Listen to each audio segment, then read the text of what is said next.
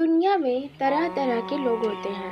कुछ तो ऐसे होते हैं जो स्वयं की कमजोरियों को तो नज़रअंदाज कर जाते हैं, किंतु दूसरों की कमजोरियों पर उपहास करने सदा तत्पर रहते हैं।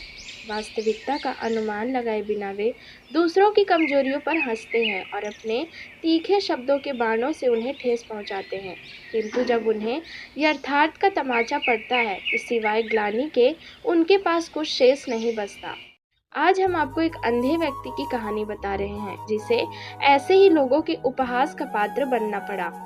एक गांव में एक अंधा व्यक्ति रहता था। वह रात में जब भी बाहर जाता एक जली हुई लालटेन हमेशा अपने साथ रखता था। एक रात वह अपने दोस्त के घर से भोजन कर अपने घर वापस आ रहा था।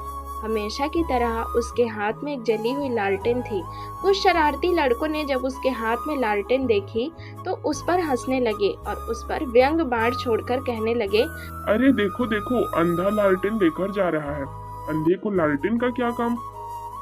उनकी बात सुनकर अंधा व्यक्ति ठिठक गया और नम्रता से बोला, सही कहते हो भाइयों, मैं तो अंधा हूँ, देख नहीं सकता। मेरी दुनिया में तो सदा से अंधेरा रहा है। मुझे लालटेन का क्या काम। मेरी आदत तो अंधेरे में ही जीने की है, लेकिन आप जैसे आंखों वाले लोगों को तो अंधेरे में जीने की आदत नहीं होती। आप लोगों को अंधेरे में देखने में समस्या हो सकती है। कहीं आप जैसे लोग मुझे अंधेरे में देख न पाए और धक्का दे दे तो मुझ जैसे बेचारे का क्या होगा। इसलिए लालटेन आप जैसे लोगों के लिए लेकर चलता हूँ, ताकि अंधेरे में आप लोग मुझ अंधे को देख सके। अंधे व्यक्ति की बात सुनकर वे लड़के शर्मसार हो गए और उससे क्षमा मांगने लगे।